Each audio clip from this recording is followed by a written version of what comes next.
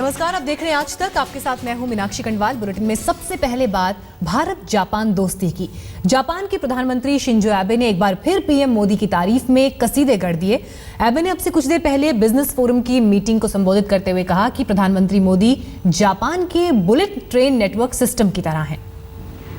Point पे कहीं न कहीं जापान नजर आता है। ये अपने आप में भारत में जो बदलाव आ रहा है उस पर जापान के साथ का जो नाता है वो उजागर हो रहा है।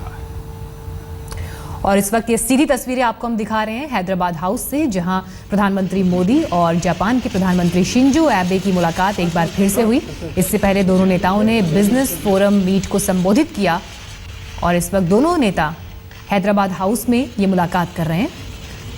और ऐसी उम्मीद है कि इस मुलाकात में कई समझौतों पर हस्ताक्षर होने हैं। कई अहम मुद्दे हैं जो इस बैठक के एजेंडे पर रहेंगे, जिसमें बिजनेस, इन्वेस्टमेंट सबसे अहम। तो यहाँ पर आप तस्वीरों में देख रहे थे, फोटो अपॉर्चुनिटी के लिए दोनों नेता सामने आए, गर्मजोशी से एक दूसरे से हाथ मिलाया और उसके बाद मुलाकात के लिए कमरे में दाखिल हो गए। दिल्ली के हैदराबाद हाउस में ये मुलाकात चल रही है। इससे पहले बिजनेस फोरम मीट को जब दोनों नेताओं ने संबोधित किया तो कैसे मजबूत जापान भारत के लिए बेहतर है और कैसे मजबूत भारत जापान के लिए बेहतर है, इस पर जोर दिया। प्रधानमंत्री शिंजो एबे ने प्रधानमंत्री मोदी की नीतियों की तारीफ की और कहा कि बुलेट ट्रेन की स्पीड की तरह नीतियों पर अमल लाते हैं प्रधानमंत्री मोदी। और इसी तरह से अपने संबोधन में प्रधानमंत्री मोदी ने भी इस बात का जिक्र किया कि कैसे जापान भारत का एक अहम सहयोगी है और पिछले साल जब वो जापान गए थे तो उस दौरान जो अहम बातें हुई थी बिजनेस को लेकर, इन्वेस्टमेंट को लेकर, जो मुद्दे डिस्कस हुए थे उन पर अब तक क्या कुछ काम किया गया है, उसकी समीक्षा दोनों देशों के डेलीगेट्स ने आपस में मिलकर की है। अपने संबोधन में मेक इन इंडिया कार्यक्रम का जिक्र किया और कहा कि ये पहली बार होगा जब जापान भारत से कार आयात करेगा और जापान में मिशन मेक इन इंडिया को अंजाम दिया जाएगा। इसके लिए वहां काम किया जाएगा। उन्होंने कहा कि नीतियां लागू करने में प्रधानमंत्री मोदी की रफ्तार बुलेट ट्रेन जैसी है। साथ ही मोदी की नीतियां जापान के बुलेट ट्रेन सिस्टम शिनकानसेन जैसी हैं, इसका जिक्र उन्होंने किया, जिसमें हाई स्पीड सुरक्षा और भरोसे के साथ सबको साथ लेकर चलने की क्षमता है। शिंजो एबे ने कहा, मजबूत भारत ही जापान के लिए अच्छा है। दो मजबूत देश मिलकर और मजबूत हो सकते हैं।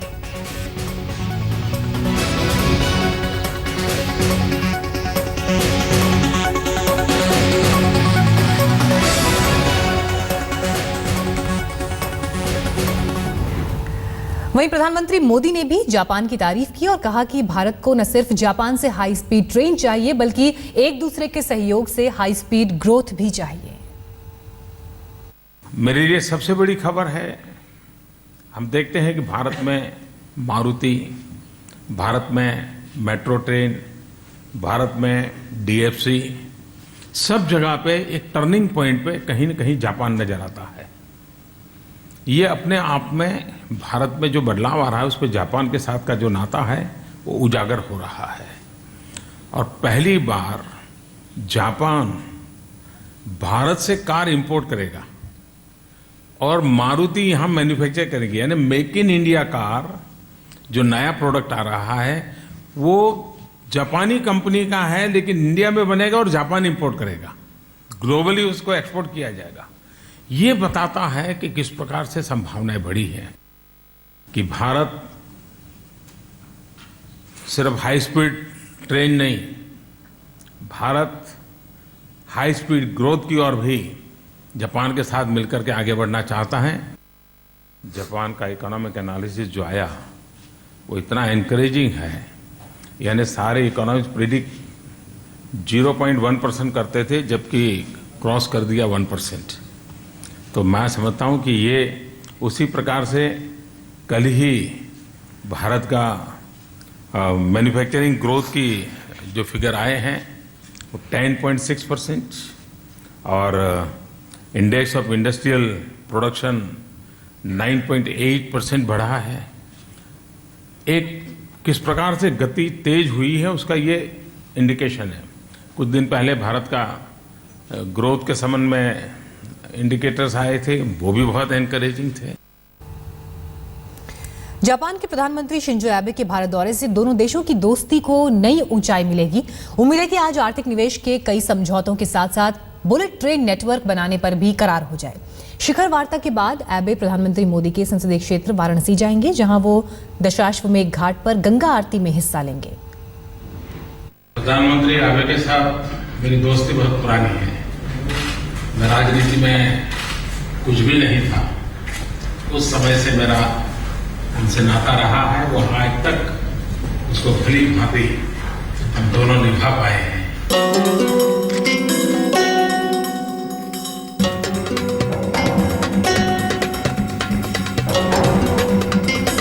प्रधानमंत्री बनने के बाद जब मोदी दो तरफा रिश्तों को नया रास्ता देने दक्षिण एशिया से बाहर निकले तो उनका पहला पड़ाव था जापान।